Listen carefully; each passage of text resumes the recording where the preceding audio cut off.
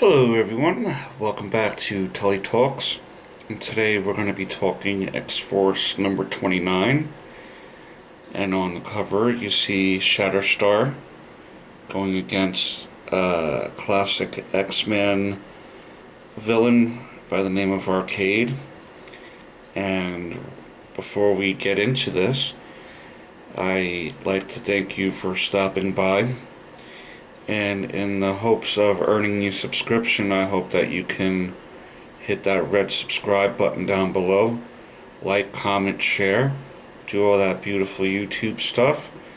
We're on the road to 25 subscribers.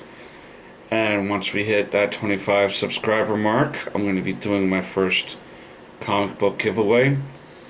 So if you haven't subscribed yet, do that now so you can be involved in that my first giveaway here on Tully Talks. But yeah, let's get into it. X-Force number 29. Shatterstar is one of the primary focuses of the issue. If we remember issue 28, we've seen the last part of that Rain, Fire, and Mutant Liberation Front story. Robert DaCosta seemed to die. Farrell seemed to defect. We're going to reach some of those ripples in this issue.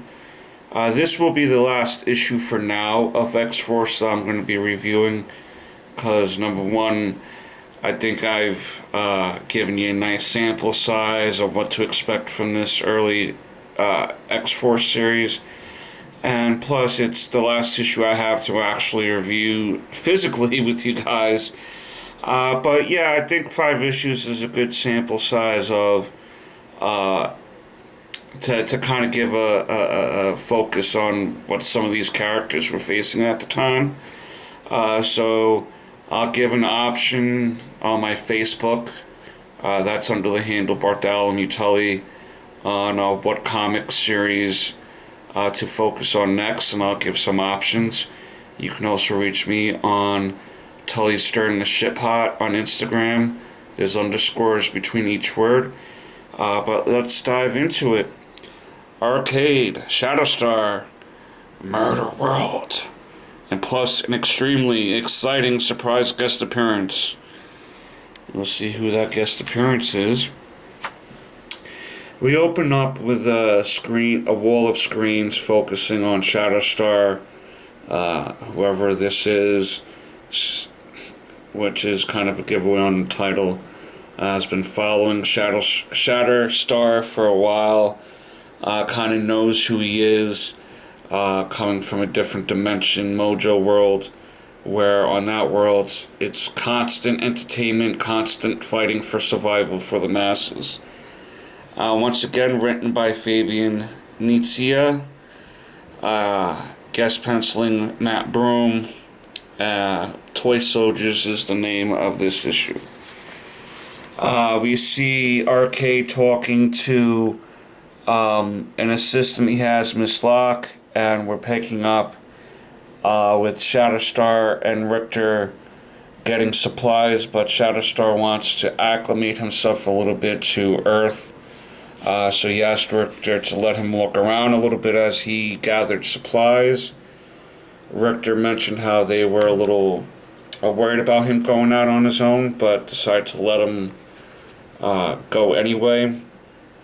And that's when Arcade makes it known that he's going to go after Shatterstar, because he feels he's been out of the limelight for too long to show what he's capable of. We see him and his assistant, Miss Locke, talking about that it's basically time to get Shatterstar and put him through the ringer, so to speak.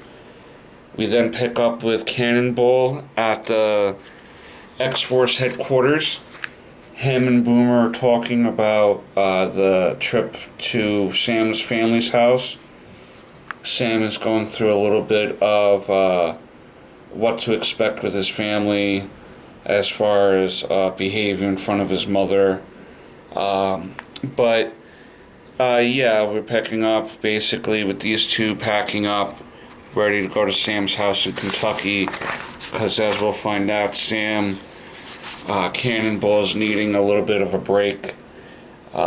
We see them kind of talking, and we see Cable getting approached by them. Cannonball's asking, do you want to ride us to Kentucky so you can get the ship back? Cable tells him that it's set on autopilot, and once they drop them off, once the ship drops them off at Kentucky, the ship will come back to the headquarters. Cable's asking Sam, are you sure you want to do this? Cannonball's kind of like, yeah, I need to get out of here between what happened to Robert, meaning Robert DaCosta, Sunspot, Farrell taking off, Moonstar possibly being part of the Mutant Liberation Front, and now an enemy who was once a friend. So yeah, I need a vacation. This issue also picks up 3 weeks from the last issue of when the Sunspot went supernova and kind of got teleported away by Tempo and the Mutant Liberation Front. Cable walks around the headquarters grounds, talking about how quiet it seems with only him, Warpath, and Siren at the headquarters now, being Richter and Shatterstar off campus. So is Cannonball and Boomer. But we see Tempo here, and she's being confronted on whether she wants to join the X-Force team or not. I'm assuming that none of the other X-Force team members know that she's here, because she was with the group of people that vanished last issue. She has yet to take off her uniform because she doesn't want to be seen either, and she winds up taking off, leaving it up in the air of whether she's gonna be a spy for Cable for the on the Mutant Liberation Front. Is she a spy for the Mutant Liberation Front to play off joining the team, or is she really just wanting to join the team? That option is more likely because of the last couple issues before this, her questioning her morality and if she's doing is right. So she's at least acknowledging maybe the violence and aggression isn't necessarily the way to go. We see Siren here looking at the battle from a few weeks ago, getting drunk. She's been having a consistent issue of alcoholism at this point, and Warpath seems to keep letting her know, like, he's there for her. Nothing is her fault. She was passed out at certain points of the battle, because of being knocked out naturally. Not necessarily because of the drinking, but I wonder if the drinking caused any accidents or injuries on the battlefield. I wonder if they ever approached that. I forget. Finally, Siren turns around and she's like, how can you care for someone when that person doesn't even love themselves? Because, how can you care for me as much as I hate myself? And she gives like a sonic scream. Warpath kind of blows it off a little because he can brush those type of attacks off, and plus it wasn't like a major attack. Her just being a little pissy and drunk. Warpath kind of gives Cable a little take about, great advice about me telling her that I care for her. And Cable said it's good advice. It doesn't mean that's going to be easy for you guys to maybe build a relationship, or easy for Warpath to remind Siren she's worth more than what she's letting herself on to believe. At this point, Cable decides to give an old teammate of his from his six-pack days a call, and we find out that the call is to Domino, and she happens to make a comment how that's starting to become a habit. So, she probably is going to start appearing more in the book from this point on, in a way, because I think she winds up joining the team at somewhere down the road. Then we pick up in Darkness and a gun, and Shatterstar waking up in a weird place. But he is getting talked to by Arcade and explaining to him why Shatterstar is there and why there's a trooper from the Mojo world there trying to take him out. And it basically is getting told to Shatterstar that he's getting paid. Arcade is getting paid to run him through these tests. And the test is going to be him saving this family that he was talking to in town. And we see again these, for lack of a better term, Mojoverse soldiers, and they're going to attack the family. And the only way to really prevent those soldiers from attacking the family is if Shatterstar takes that small squadron of people out. And he shows off his super reflex skills and martial arts, and he winds up saving what it looks like the mother of the children. She then, as as Shatterstar was saving the mother, he wound up getting some metal pieces stuck in his arm, and he was able to take one of them out and have the mother start cutting the ropes or whatever was holding the children together. And he wound up pulling out the other metal pieces out of his arm and throws them back, which, I'm not saying it probably didn't hurt him, but I guess with the amount of fighting he's done, some of these are nerves, and he's able to think under this type of pressure. He slides under this first soldier and takes him out. Winds up cutting the back of his neck or side of his neck, it looks like. And then he's facing off against these other soldiers, basically telling them that he is basically the best soldier that they are ever gonna face, and that this is not gonna be a successful day for them.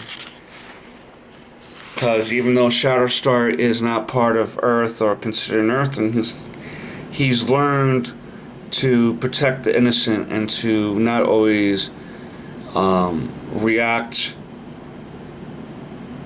He's learned how to use his mind a little bit better, strategy-wise, and empathy and sympathy in regards to people that may be around a battle that they're not involved in that battle. So, let's not try to, fight over that way. At least that would be his way of thinking about it. A pure villain's way he's not gonna care if he's blasting an energy blast towards a skyscraper or a house.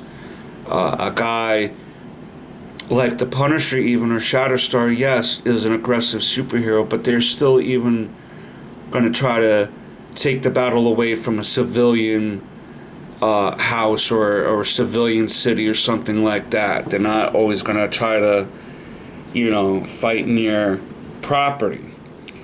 And that's what Shatterstar is facing now, because this one trooper took the kids under a hostage with a gun, and he's staying cool, and then boom, headshots him. And the father that was there kind of got a little mad. He was like, you took a big chance on my kid's life just now.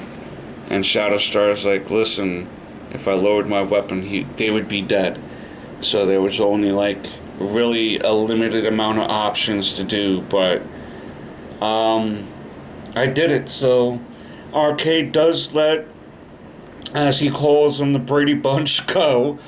He was stand up in that and let the family go after Shatterstar saved them. And basically Shatterstar's sitting there like, why is my old uniform coming from the floor? Or he's getting told by Arcade that there was the boss, the person that ordered this, was by the name of someone of Major Domo from the Mojoverse. And Arcade is also telling him that another Buyer had also wanted him to test out another individual, and so what they're gonna do, Arcade, is he's gonna put these two individuals that he's getting paid to test out, and by testing them out, he's gonna have them fight each other. And the person that he brings is a character by the name of Extreme. Now, at this current time in the Marvel Universe, Mr. Sinister had made Scott Summers, Cyclops, that him and Alex Summers had a third brother. There's a third Summers brother out there. For the longest time, it was rumored to be this guy, the character Extreme that you're looking at here. I don't know. I don't think this is his first appearance because it says extremely exciting guest appearance.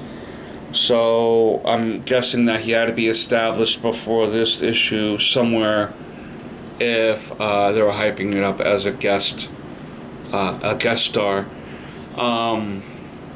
He wound up not being the third Summers brother. It was by the third Summers brother was a character by the name of Gabriel Summers.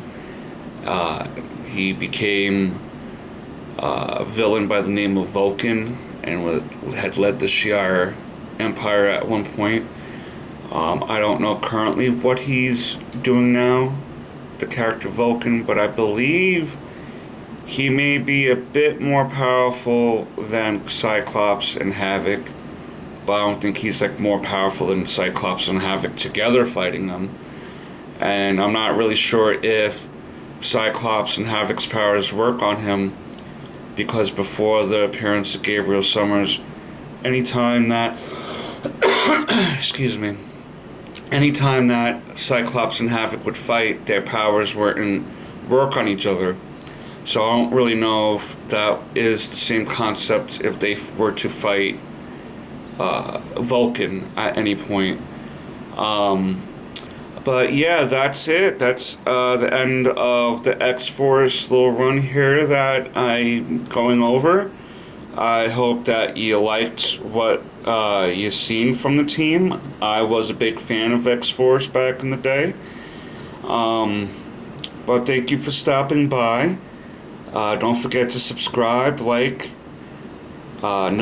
all on the notification bells, comment some of your favorite mutants and mutant stories. And until next time, peace, snookums.